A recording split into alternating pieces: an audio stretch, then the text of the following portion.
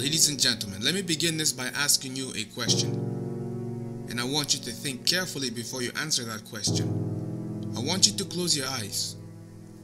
And I want you to try to imagine how things are going to be 1 decade from now. Close your eyes and try to picture what will the world be like 10 years from now. And now that you've closed your eyes and you are imagining how things are going to be 1 decade from now, here are the questions to answer. A. Do you see things continuing the exact same way as they are today? Judging by current world situations, ranging all the way from politics to economics to religion and current morality of society, will things still be the same? B. Do you see the world improving in a better way? Will things in politics and religion and in the economic world, will things improve and get better? Consider the current rate of immorality that's increasing around the world. Will that get any better? Consider the current trend. People are not afraid to do shameful things in public. They're not afraid to do harm on other people in public to get attention. Answer the question. Will things improve and get better? C. If you answered no for the first 2 questions, that means there's only one other option. If the world is not going to be the same and it is not going to improve, it is going to do the exact opposite of improving, which means we are heading downhill and things are going to get worse. That means something is going to happen along the way. Something happens either a quarter of the way, or halfway through the decade, or 3/4. It can be even tomorrow. Anything goes. Remember, the Bible says there's going to be a great tribulation such as has not been since there was a nation, since the beginning of time. Are we heading to that point? Observe what is taking place right now, and these are all signs that are pointing us to a possible crisis and a possible loss of your security, and this is going to be on a worldwide scale. We're not dealing with anything locally anymore. No, your freedoms and your securities are at risk.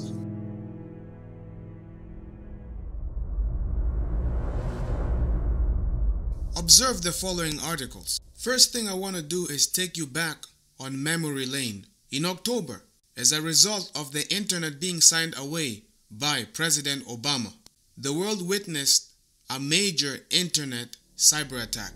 And here the Guardian reports, headline, major cyber attack disrupts internet service across Europe and US.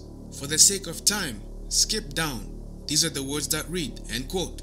The incident took offline some of the most popular sites on the web, including Netflix, Twitter, Spotify, Reddit, CNN, PayPal, Pinterest, and Fox News, as well as newspapers including The Guardian, The New York Times, and The Wall Street Journal. End quote. Now, most of you will be quick to note that before Trump was elected or selected as president, prior to election night, in the month of October, there has been lots of cyber attacks, lots of cybersecurity concerns. Many issues revolving the internet were raising safety and security and privacy concerns. All of these things have now been pointing us to a sign of the next terrorist attack is going to come from the internet. In fact, this is what your leaders want you to constantly think about. This is what they keep reminding you of, that the next terrorist attack is coming from the internet. Therefore, we must gain control of the internet. We must censor certain parts of the internet. We must not disclose certain information leaking online in the internet. You are being fed these things. Little do you know that this is simply false propaganda, false alert, false flag alarms, but yet this is what's going to trigger your freedoms and your securities to be taken away from you. Listen to what's taking place right now in December.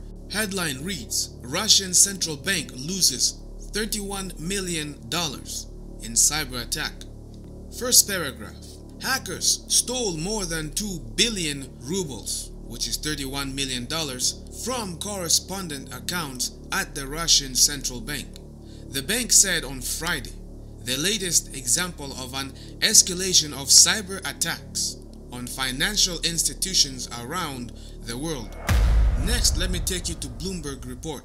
Headline reads, Destructive hacks strike Saudi Arabia, posing challenge to Trump. Dated December 1st, 2016. First paragraph. State-sponsored hackers have conducted a series of destructive attacks on Saudi Arabia over the last 2 weeks, erasing data and wreaking havoc in the computer banks of the agency running the country's airports and hitting 5 additional targets, according to 2 people familiar with an investigation into the breach. Second paragraph. Saudi Arabia said after inquiries from Bloomberg News that, quote-unquote, several government agencies were targeted in attacks that came from outside the kingdom, according to state media. No further details were provided, end quote. Third paragraph, very important, listen to these words, and I quote, Although a probe by Saudi authorities is still in its early stages, the people said digital evidence suggests the attacks emanated from Iran. That could present President-elect Donald Trump with a major national security challenge as he steps into the Oval Office. Now I'm going to take you to the New York Times. Headline reads, Cyber attacks strike Saudi Arabia, harming aviation agency. First paragraph. Saudi Arabia's aviation agency was attacked last month by an aggressive computer virus intended to disrupt high-profile government targets, officials and experts said on Thursday. Second paragraph. The attack, which experts say emanated from outside the country, used a version of Shamoon malware used to target the Saudi energy sector 4 years ago. Similar kinds of data clearing software were used in 2014 against the Las Vegas Sands and Sony. Hold on to your seatbelts. Let me take you to another news report. This time let's go to the Independent. Headline reads the following. TalkTalk Internet takedown as company hit by same cyber attack that broke connections around the world. Make careful note and observation that this is a similar attack with what took place in October when I first took you to memory lane.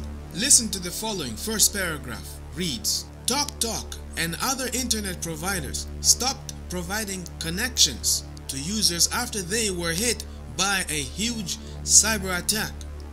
The troubled internet provider has said that it, along with the post office and other internet providers across Europe, were hit by the Mirai worm and had their connections taken offline. That worm is becoming increasingly dangerous. It was blamed for a huge internet outage earlier this year and works by taking over a variety of unsecured internet devices and then pointing them at weak points in the web's infrastructure. This time it appears to have targeted a certain kind of router that is used both by the post office and TalkTalk, and so left customers of both companies unable to get online. Scrolling down, it continues to read the following, and I quote, It follows news from Germany's telecom earlier this week that up to 900,000 of its customers had lost their internet connection as part of the same incident. No one has yet claimed responsibility for the attack. Now let me pause here and I want you to consider the following. What we are experiencing right now, ladies and gentlemen, what we have just read is something that is clearly orchestrated by major organizations. Consider this, These attacks are taking place on national and worldwide scales.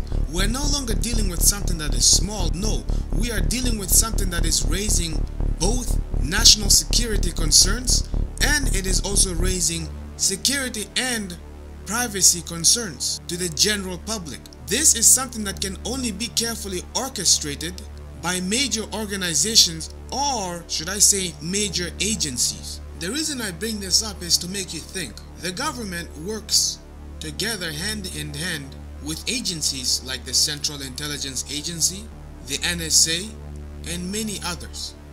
They all work together. They need each other. If your leaders, if the world leaders want to bring about a change, or they want to bring about some type of order to the world in the name of national security, yet knowing that it's going to involve taking people's freedoms and privacies away from them, how do we know that these agencies are also not key players in what is taking place right now? Think about this. Snowden exposed the United States government for what they are. Snowden exposed the Central Intelligence Agency and the NSA to the core. He exposed them for their corruption and for abusing their power which was given to them. Ladies and gentlemen, the CIA and the NSA, if they want, they can hack into anything and anyone's personal information, regardless of who you think you are. The NSA can get information, they can spy on you, they can hear your every conversation anytime they want. They can hack into anything, including power grids. If they can hack into power grids, if they can be able to hack into major communication lines, what are the chances that they cannot be able to hack into routers used by major organizations? Think about that. I'm only just making you think. I'm just helping you put the pieces of the puzzle together. That's all I'm doing. I'm not pointing fingers. I'm just saying, think about it. What are the possibilities? Remember, these agencies are the police of the government. These agencies, pretty much we can say that they have the all-seeing eye over every single affair of society that they wish to get their hands on. They see themselves as above the law. But everything starts to make sense when you think about the Hegelian dialectic, in which you have a thesis and an antithesis or antithesis, and the two together results in a synthesis. They create the problem, you provide the reaction, and they provide the solution. But little do you know that the same people who you are going to kneel before and you're crying to them for solution, they were the ones who provided the problem in the first place. It is almost like the 9/11 Twin Tower attacks. Before anti-terrorism laws could be enabled or enacted, there had to be a terrorist attack. And yes, it was a real attack, it was a real threat. So this cyber attack, it is a real threat. It is a real attack. What is this going to lead to? Well, I guess we're just going to have to find out and wait and see where this leads us. But it is almost as if we are being hinted as to where this is taking us, because the current economy is heading downhill and we are seeing signs of major central banks being attacked through the means of cyber attack. And as we go back to the Bloomberg report, we read the following headline: Russia says foreign spy agencies preparing cyber attacks on banks. This is on December 2nd. Russia accused foreign spy agencies of preparing cyber attacks in dozens of cities to try to undermine its banking system. Attacks may begin on Monday with the goal of destabilizing the financial system of the Russian Federation, including the activities of a number of major Russian banks, end quote. Scrolling down, it reads the following: the warning follows accusations that Russia meddled in US presidential elections by hacking into the Democratic National Committee and Hillary Clinton's campaign. Russian Central Bank Governor Elvira has pointed to new financial technologies as the biggest challenge for the regulator. Banks themselves are equally at threat. Now remember, back in 2012, the United Nations called for, and I quote, anti-terror internet surveillance. Listen to these words. United Nations report calls for internet surveillance, saying lack of quote-unquote internationally agreed framework for retention of data is a problem, as are open Wi-Fi networks in airports, cafes, and libraries. And we can see this is also partially why Obama ended up signing away the internet to the hands of the United Nations, to the hands of international affairs. And shortly after that, cyber attacks increase, which means now we need more internet surveillance. Where are we going as a nation? Ladies and gentlemen, we are not heading into a point where things are going to get better. These things are going to get worse. Many people are too busy trying to keep up with the Kardashians. Many are too busy trying to keep up with the latest apps. Many are too busy trying to make a name for themselves by coming up with some new trends. Many are too occupied doing things which are complete nonsense. However, while you are busy being occupied with something, guess what? Your freedoms, your privacies, your securities are being taken away from you just like that. And the irony is, it is all done in the name of peace and safety. But that's where the Bible says that when you will hear them declare peace and safety, peace and security, sudden destruction is coming across their way. Ladies and gentlemen, this is the Controversy 7. The clock is up for this video. Thank you for tuning in and for joining me. If this is your first time tuning in, be sure to subscribe. There's a lot of information coming across your way. Other than that, I'm not going to hold you off. You take care of yourselves, be safe, and I'll see you guys next time.